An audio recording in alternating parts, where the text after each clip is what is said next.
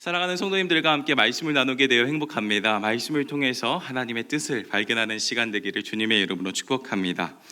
우리는 지속해서 건강한 교인의 10가지 특징을 함께 살펴보고 있는데 오늘 몇 번째 시간인지 혹시 아시나요? 너무 잘하시네요. 네, 맞습니다. 오늘 9번째인데요.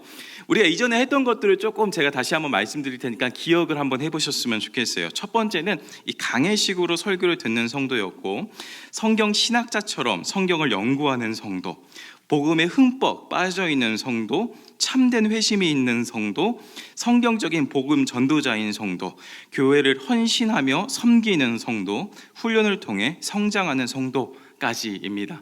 기억이 좀 나시나요? 네. 오늘 저와 함께 9번째인 겸손이 따르는 성도라는 주제로 함께 말씀을 나누도록 하겠습니다. 우리가 함께 보고 있는 본문은 베드로전서입니다. 이미 날마다 주교로 큐티를 통해서 오늘 본문을 한번 이야기를 함께 나눴었던 적이 있는데요. 혹시 기억이 나시나요? 네, 제가 이렇게 말하는 것은 바로 이 베드로전서 이 큐티를 이제 쓴 사람이 바로 저기 때문입니다. 네. 사담이지만 이 날마다 주께로 이 큐티책 이제 보시면서 그냥 뭐 교회에서 있는 큐티책이겠지라고 생각하실지 모르겠지만 이 저와 이현준 목사님이 정말 피와 살을 깎아서 만든 큐티책입니다. 네. 진짜 다른 교회에 이렇게 내놔도 정말 부끄럽지 않을 정도로 정말 열심히 쓴 큐티책이니까 나가실 때 9호로와 10호로 구독하시고 구매하시기를 부탁드리겠습니다. 베드로전서는 이 교회를 핍박하고 세상 이상하게 여기려고 하는 그 세상 앞에 마주한 교회에게 쓴 베드로의 편지입니다. 베드로는 이미 여러 가지 논의를 통해서 이 다가올 세상, 핍박을 받게 될 그 세상을 어떻게 대처하고 그리고 성도의 정체성이 무엇인지 많은 구절을 통해서 이야기하고 있습니다. 그리고 난 다음에 오늘 본문의 이야기를 하는데요. 오늘 본문 7절입니다. 7절을 같이 한번 읽어봤으면 좋겠는데 읽겠습니다. 만물의 마지막이 가까이 왔으니 그러므로 너희는 정신을 차리고 근신하여 기도하라. 이 만물의 마지막, 특히 종말이라는 말을 들으면 어딘가 모르게 우리 마음이 약간 불편해지는 것 같아요. 종말이라고 하면 뭔가 좀 무서워진 것 같고 세상이 끝날이라고 하니까 진짜 막 다 끝날 것 같은 그런 생각을 하시는데요. 종말은 말 그대로 여기서의 종말은 예수님의 재림을 기다리는 시간을 의미합니다. 그러니까 우리는 어느 시대에 살고 있겠죠? 종말의 시대에 살고 있는 거죠. 이 종말의 때에 베드로 사도가 우리한테 꼭 해야 되는 것들이 있다라고 합니다. 꼭 해야 되는 것이 바로 정신을 차리고 근신하여 기도하라라는 것입니다. 이 정신을 차리고 근신한다라는 말은 24시간 동안 깨어 있어가지고 쉬지 않고 기도한다 그런 의미가 아닙니다. 이 의미에 대해서 정말 많은 이야기를 할 수 있겠지만 짧게 좀 이야기를 하면 옳은 방향성을 가지고 예수님의 오심을 염두에 두고 살라라는 말입니다. 옳은 방향성을 가지라는 말이 훨씬 더 명확하겠죠. 옳은 방향성을 가지고 그럼 어떻게 살아야 되는지 그 다음 구절이 이야기하고 있습니다. 바로 뜨겁게 사랑하라는 겁니다. 여기서 뜨겁게라는 단어는 다른 말로 번역하면 끝까지라고 번역을 할 수 있어요. 그러니까 이게 어떤 의미냐면 하나님 나는 여기까지 이제 사랑, 난 여기 이상 더 이상 못해요 라고 이야기하는 것을 뛰어넘는 게 바로 끝까지 그리고 뜨겁게 사랑한다라는 의미입니다. 교회가 세상 가운데 보여줄 수 있는 모습이 자신을 이제 교회를 핍박하는 세상 가운데 보여줄 수 있는 모습이 바로 이 뜨겁게 사랑하는 모습이다. 오늘 본문 그렇게 이야기하고 있습니다.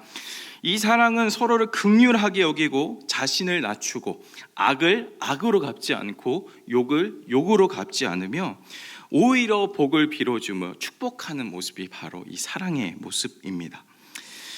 그리고 이렇게 뜨겁게 사랑함으로써 많은 사람들의 허물을 덮어줄 수 있다. 오늘 본문이 이야기하고 있는데요. 그 다음에 이 사랑의 모습에 대해서 열거를 하고 있습니다. 9절을 한번 보시면 서로 대접하기를 원망 없이 하고 라고 나와 있습니다. 여기서의 대접이라는 것은 이 나그네들, 당시에는 나그네들이 참 많았죠. 쉽게 얘기하면 노숙자들입니다. 노숙자들을 자신의 집에 들여보내서 그들의 필요한 모든 것들을 다 공급해 주는 것을 대접이라고 합니다. 다 자연스럽게 그렇게 이제 생판 모르는 사람을 이제 데리고 오니까 돈도 필요할 것이고 그리고 자신의 시간도 필요하지 않겠습니까? 그러니까 원망이 생길 수밖에 없습니다. 그런데 오늘 본문에 보니까 원망 없이 하고라고 명령을 하고 있죠. 진짜 성도는 그리스도의 사랑을 본받아 그들을 원망 없이 섬기는 성도라고 베드로는 이야기합니다. 이 말이 왜 나왔냐면 당시에는 이 교회가 우리처럼 이렇게 지역교회가 있는 게 아니라 다 가정교회의 형식으로 있었습니다. 그렇기 때문에 이 말씀 사역자들이 이 가정들을 돌아다니면서 말씀을 전했거든요. 그래서 이런 의미에서 이 대접한다라는 의미가 나와 있습니다. 그리고 그 다음 구절 10절에 보니까 각각 받은 은사대로라고 나와 있는데요. 여기서의 각각은 이 교회 공동체의 모든 사람을 뜻합니다. 그러니까 여기 계신 우리 맑은샘 광천교회 성도라고 한다고 하면 하나님께 받은 은사가 다 한 가지 이상은 분명히 가지고 있다. 오늘 본문 이야기하고 있습니다. 이 은사에 대해서 바울은 고린도전서 12장에서 여러 가지 이야기, 은사의 종류에 대해서 얘기하던데 베드로는 딱 두 가지로 나눠서 이야기합니다. 첫 번째는 11절에 나오는데요. 첫 번째는 말하는 은사고 두 번째는 섬기는 은사입니다. 여러분들 혹시 어느 은사를 가지고 계시는지요? 은사는 정말 다양하지만 그 다양함 속에서 한 가지 방향을 딱 가지고 있습니다. 그것이 무엇입니까? 바로 교회를 섬기는 일입니다. 다음에 10절 하반절을 보시면 이 여러 가지 은혜를 맡은 선한 청지기 같이 서로 봉사하라라고 나와 있습니다. 청지기처럼 봉사하라 이야기하고 있는데요. 여기서 이 청지기, 저는 사실 이 청지기라는 말이 조금 이렇게 막 마음에 와닿지는 않더라고요. 그래서 조금 더 이제 와닿은 표현으로 아르바이트생 정도라고 번역하면 참 좋을 것 같아요. 좋은 알바는 어떤 알바입니까? 사장의 말을 참 잘 듣고 그리고 자신의 직장을 마치 자기가 소유하는 직장처럼 여기고 그리고 열심히 일하는 사람들이 좋은 알바지 않습니까? 똑같습니다. 하나님의 나라의 하나님 백성 그리고 하나님 나라의 선한 청지기들은 하나님의 뜻을 법처럼 여기고 교회를 자신의 몸처럼 사랑하는 사람이 있는 곳이 바로 교회 그리고 성도들입니다. 이렇게 말하는 은사 그리고 섬기는 은사 이 모두가 하나님께서 하시는 힘으로 그리고 하나님께서 공급하시는 힘으로 섬겨야 되고 이렇게 교회를 정말 뜨겁고 잘 섬기게 되면 그것이 바로 하나님께 영광이 된다. 오늘 본문이 그렇게 이야기하고 있습니다. 오늘 본문을 좀 간단하게 요약하면 이렇습니다. 우리가 꼭 해야 될 일이 있습니다. 이 종말의 때에 우리가 꼭 해야 되는 일이 있는데 그것은 바로 교회를 뜨겁게 사랑하는 것입니다. 건강한 교인이라면 이 교회를 뜨겁게 사랑하는 교인인데요. 자신이 가진 은사로 교회를 구성하고 있는 교역자와 그리고 성도들을 정말 뜨겁게 사랑하는 사람이 정말 건강한 교회 교인의 모습이다. 오늘 본문이 그렇게 이야기하고 있습니다. 저는 이 중에서도 오늘 특별하게 이 교회 지도자를 어떻게 사랑해야 될까라는 부분을 같이 함께 나눴으면 좋겠습니다. 여러분들은 혹시 이 순종 그리고 순복이라고 하면 좀 어떤 생각이 좀 드십니까? 저 같은 경우에는 이 순종과 순복은 이 사람이 아니라 하나님에게만 해야 된다는 생각을 가지고 있어서 이 순종과 순복하면 자연스럽게 하나님밖에 떠오르지 않는 것 같아요. 근데 우리가 성경을 가만히 살펴보면 이 순종이라는 단어가 다른 데도 이제 적용이 되는데요. 히브리서 13장 17절인데요. 자막이 준비가 되어 있을까요? 네, 한번 같이 읽어보도록 하겠습니다. 읽겠습니다.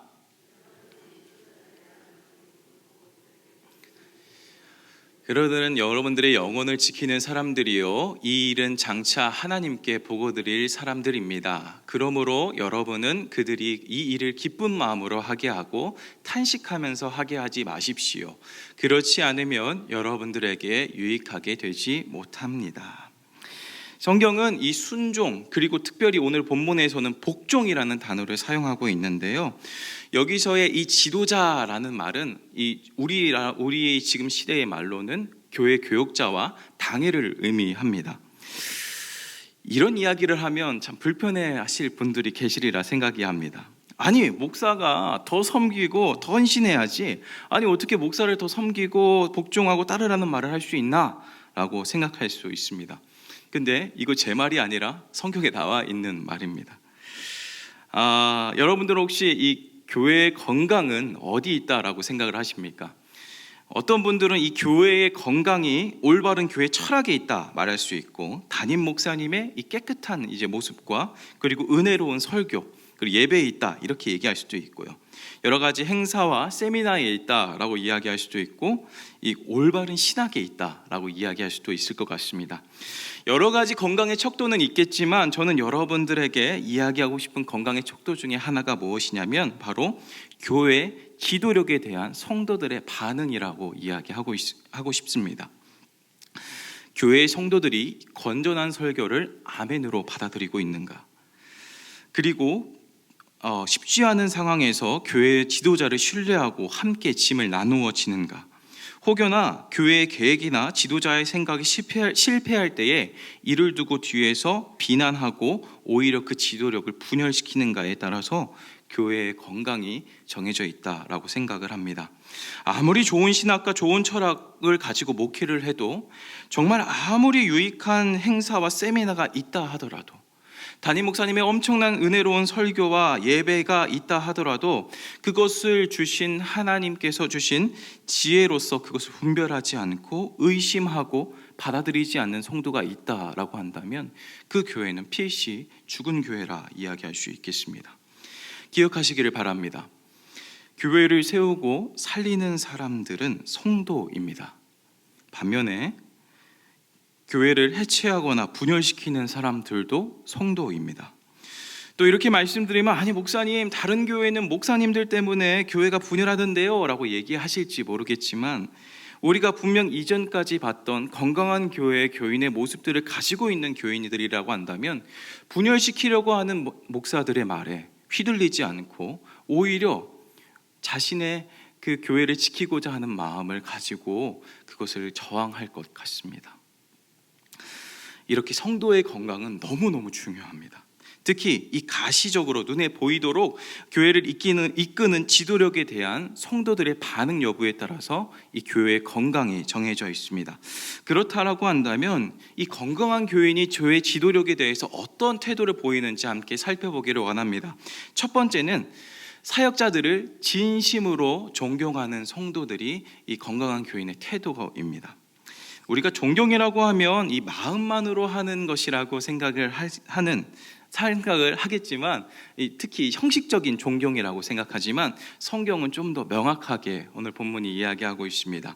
고린도후서 8장 5절에 보니까 이 마게도냐 성도들에 대해서 이 바울이 칭찬하는 부분인데요, 마게도냐 성도들이 하나님의 뜻을 따라서 먼저 자신을 주님께 바치고 우리에게, 그러니까 바울과 사역자들에게 바쳤다라고 이야기를 하고 있습니다.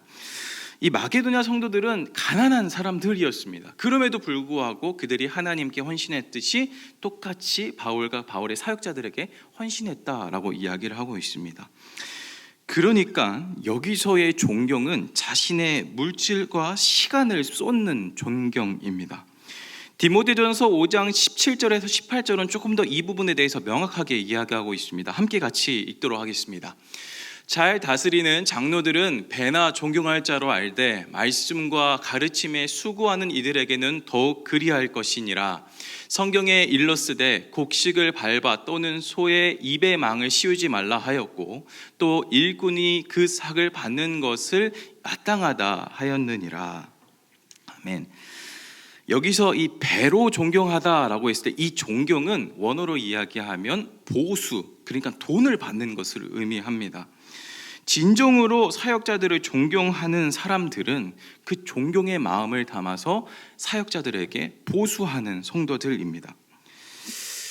이렇게 이야기하면 참 또 마음이 불편해지죠. 돈 이야기가 나와서. 제가 이제 사역을 하면서 어떤 성도님들, 그리고 심지어 목회자들도 이렇게 이야기하시는 분들이 많았어요. 사역자들에게 섬기는데 어떻게 섬김의 대가가 있느냐? 섬김의 마음을 위해서 보수를 주면 안 된다라고 이야기하고 있습니다. 그러니까 사역자들의 생활이 어떠하든 간에 상관없이 주어진 일에만 신경 쓰고 잘하라, 이렇게 이야기하시는 분들도 있었고요. 또 어떤 목회자들은 사역자들은 가난이 몸에 배어 있어야 되기 때문에 교회에서 많은 것들을 지원해 주지 않아도 된다. 내가 옛날에는 교회에서 돈도 안 받고 다 가난하게 그리고 굶으면서 목회했어 라고 이야기를 하시면서 사역자들에게 마땅한 보수를 하지 않는 사역자들도 있습니다. 하지만 성경은 반드시 명령하고 있습니다. 잘 다스리는 자에게는 풍성한 보수를 해야 한다 명령하고 있습니다. 우리 주님께서 재물이 있는 곳에 너희의 마음이 있다 말씀하셨죠. 사역자를 존중한다면서도 최저 생계비에 못 미칠 만큼 보수하고 사역자들의 필요를 챙기지 않는다면 그 교회는 사역자들을 존중하지 않는 병든 교회입니다. 그저 세상의 논리로 교회가 고용인 정도로만 보고 착취하고 학대하는 것은 교회가 아닌 기업입니다. 상황이 이렇다 보니 사역자들의 사모님들이 어쩔 수 없이 일터로 나가게 되고 심지어 목회자들까지 다른 일을 하는 이중직의 문제가 생기게 됩니다. 이런 모습은 교회가 목회자를 보고 있는 태도에서 비롯된 것입니다. 우리는 진정으로 사역자를 존경해야 됩니다. 존경이라는 단어는 단순하게 마음으로 하는 것이 아니라 우리의 몸과 시간과 노력을 쏟는 것이 존경입니다.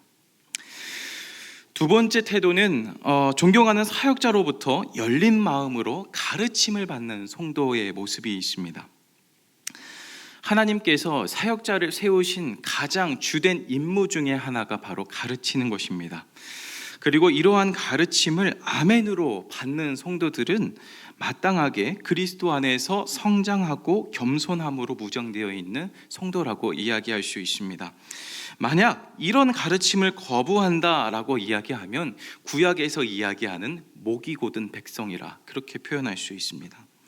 어느 순간 내가 교회의 가르침을 받기 싫어졌다, 아니면 이미 다 아는 내용이니까 나는 굳이 이거 더 배우지 않아도 돼, 나 다 알아 라고 생각하신다면 정말 심각하게 고민하셔야 됩니다. 우리가 지난 시간에서도 살펴봤지만 건강한 교회는 지속적인 성장과 훈련을 하는 교인이기 때문입니다. 그렇기 때문에 열린 마음을 가지고 교육자가 가르치는 것을 긍정의 마음으로 받아들이는 사람들이 정말 진정한 건강한 교인의 태도라고 이야기할 수 있습니다. 자, 그렇다고 한다면 이제 건강한 교인이 지도력에 대한 태도에서 나오는 구체적인 행동들과 모습에 대해서 조금 나눠보기를 원합니다. 첫 번째로는 이 존경하는 사역자를 선택하기 위해서 인내심을 가지고 동참한다라는 것입니다. 말 그대로 사역자를 이제 선출하는데 많은 노력을 기울인다라는 의미겠죠. 사역자를 선택하는 것은 정말 아무리 강조해도 지나치지 않습니다. 사역자들의 영적인 자질, 성숙을 정말 중요하게 살펴야 됩니다. 교회가 가지고 있는 사역자가 가지고 있는 교회에 대한 소망, 꿈꾸는 사역, 그리고 신학 등을 정말 주도 면밀하게 살펴야 됩니다. 이는 단순하게 몇 분의 면접, 간단한 식사를 통해서 이루어지는 것이 아니겠죠. 그렇기 때문에 인내심을 가지고 정말 온 교회가 이 지도자를 뽑는데 정말 노력을 기울여야 됩니다. 두 번째로는 이렇게 존경하게 이제 정말 마음을 다해서 뽑았던 그 사역자들을 존경하기 때문에 귀하게 여기고 정말 보호해야 된다라고 이야기할 수 있습니다. 디모데전서 5장 19절에 보면 다음과 같이 이야기합니다. 장로들에 대한 고발은 두세 증인이 없으면 받지 말 것이요 라고 이야기를 합니다. 이는 근거 없는 소문이나 추문에 관심을 갖지 말라는 것입니다. 사역자들은 이 눈에 보이는 자들이기 때문에 이 근거 없는 소문이나 추문에 상당히 취약해 있습니다. 제가 청년 시절에 있었던 교회에서 항상 이 담임 목사님의 사모님의 옷차림이 교회의 가십거리였습니다. 어느 때는 갑자기 이제 담임 목사님 사모님의 옷이 너무 비싸 보인다라고 이야기를 하시고, 또 어느 때는 담임 목사님 사모님의 옷이 너무 싼티나 보인다 이렇게 이야기하면서 이 입방아에 오르내렸는데요. 정말 만약 여러분들이 정말 존경하는 분들이 그런 추문에 쌓인다라고 한다면 정말 그렇게 동조하면서 이야기하실 수 있으실까요? 사랑하는 성도님들, 간곡하게 부탁드립니다. 사역자들의 추문, 험담, 근거도 없는 이야기들에 마음을 뺏기지 말아 주십시오. 세상처럼 똑같이 뒤에서 욕하고 앞에서는 안 그러는 척, 또 사랑하는 척, 존경하는 척 다 하면서 그렇게 이중적인 모습을 보이는 성도들이 되지 않기를 축복합니다. 건강한 교인이 만약에 사역자들의 그런 이상한 추문이나 근거 없는 소문을 듣는다고 한다면 말도 안 되는 이야기하지 마, 우리 목사님 그런 목사님 아니야 라고 명확하게 이야기하는 성도들일 겁니다. 세 번째로는 사역자들을 위해서 기도하는 성도들입니다. 골로새서 3장 4절과 에베소서 6장 19절에 보시면 공통적으로 이야기하는 것이 있습니다. 바로 바울이 나를 위해서 기도해 달라라는 이야기입니다. 나를 위해서 기도하는데 그 기도의 제목이 복음을 정말 담대하게 전할 수 있도록 위해서 기도해 달라라는 것입니다. 생각해 보면 이 바울이 복음을 전하는 것은 당연한 일인가요? 당연하지 않는 일인가요? 당연한 일이죠. 당연한 일입니다. 그리고 또 마땅히 해야 되는 일입니다. 하지만 이 당연한 일을 바울은 이 당연한 일을 위해서 기도해 달라라고 이야기하고 있습니다. 똑같습니다. 성도님들의 생각에서는 우리 사역자들이 복음의 말씀과 하나님을 담대히 전하는 것은 정말 당연한 일이죠. 그런데 이 당연한 일이니까 기도하지 않습니다. 알아서 잘 하시겠거니 라고 생각하면서 기도하지 않습니다. 만약에 사역자가 하나님의 말씀을 전하지 않는다거나 자신의 말을 세상의 어떤 논리를 가져와서 말씀이 아닌 다른 것을 이야기한다라고 한다면 1차적으로는 그 책임은 사역자한테 있지만 그것을 그렇게 이야기하도록 기도하지 않은 성도들도 그 책임을 면할 수는 없습니다. 건강한 교인들은 사역자를 위해서 시간을 따로 떼어서 기도하는 성도들입니다. 사역자들이 복음의 메시지를 정말 담대히 그리고 명확하고 일관되게 외칠 수 있도록 기도하는 성도들입니다. 그리고 사역자들이 사역함에 있어서 여러 가지 문제 가운데 하나님의 은혜가 있기를 기도하는 사람들이고요. 사역자를 위해 기도한다는 것은 정말 아무리 강조해도 지나치지 않습니다. 왜냐하면 사역자가 기도로 세워지지 않는다라고 한다면 그 세워지지 않는 교역자가 여러분들을 목용하기 때문입니다. 마지막으로 사역자를 존경하는 모습은 외부 사역과 외부 지도자들의 상호작용을 지지한다, 교제를 지지한다라는 모습이 있습니다. 이는 우리 교회는 이제 해당하지 않는 것 같긴 한데요. 성도들이 사역자들을 너무 사랑하게 되면 독점하려고 하는 부정적인 현상이 일어나게 됩니다. 그러니까 이 사역자들이 외부에서 집회를 인도하거나 교회를 비우게 되면 이를 정말 나쁘게 보는 시선들이 있어요. 하지만 물이 고여 있으면 썩는 것처럼 사역자도 계속 교회에만 있다라고 한다면 성장하거나 회복하기가 많이 어렵습니다. 그렇기에 사역자가 외부 사역이랑 외부의 동료 목회자들과 교제하는 것을 부정적으로 보지 말아야 합니다. 물론 계획되어 있는 교회 사역들까지 전부 다 내팽개치면서 외부 사역을 하는 그런 것들은 교회 안에서 조정이 필요하겠지만 그런 것들을 나쁘게 보지 않는 것이 바로 건강한 교회 성도들의 모습입니다. 말씀을 정리하려고 합니다. 제가 사역자들에 대한 존경과 섬김을 강조하니까 성도들의 마음 가운데 이런 마음이 드실 수도 있을 것 같아요. 그럼 사역자들은 가만히 있어서 마치 왕처럼 성도 위에 군림하도 되는 건가? 라는 생각을 하시는 분들도 있으실 것 같습니다. 하지만 저와 함께 봤던 성경의 본문들을 함께 살펴보시면 이 성도들에 대한 가르침보다는 사역자들의 명령과 경고가 훨씬 더 많이 적혀져 있습니다. 옳지 못한 방향과 게으르고 무능한 사역자는 분명 하나님께서 성도 여러분들보다 더 심하게 심판하실 것입니다. 그렇기에 더더욱 성도 여러분들에게 자신 있게 이야기할 수 있습니다. 사역자들을 존중하고 존경해 주십시오. 사랑하는 여러분, 우리는 건강한 교인의 모습들을 살펴봤었습니다. 그 중에서도 사역자를 존경하고 섬기는 성도가 정말 건강한 성도들임을 알 수 있게 되었죠. 우리 교회 교역자는 하나님께서 우리 맑은샘 광천교회를 위해 왕천교회에 복을 주시기 위해 세워주신 사람들입니다. 이런 교역자들이 제대로 사역하기 위해서는 성도들의 격려와 지지가 너무나 필요합니다. 교역자와 성도는 뗄래야 뗄 수 없는 존재죠. 교역자는 성도들의 사랑을 먹고 성장하고요. 성도들 또한 교역자들의 말씀과 섬김을 통해서 성장합니다. 만약 교역자들이 말씀이 아닌 성도들과의 분쟁과 여러 가지 다툼으로 인해, 그리고 또 생활의 어려움으로 인해 마음을 뺏기게 된다면 실패할 수밖에 없고, 그 피해는 고스란히 교회와 성도와 사역자가 함께 지게 됩니다. 만약 이렇게 교회가 실패해서 무너지게 된다라고 한다면 그 무너진 실패의 상처는 교역자들이나 성도들 모두에게 돌아가게 되고, 사역자들과 성도들이 서로를 더욱 불신하게 되고, 이는 더 좋지 못한 악순환으로 변하게 됩니다. 히브리서 13장 17절을 다시 한 번 더 봉독했으면 좋겠습니다. 함께 같이 읽도록 하겠습니다. 여러분은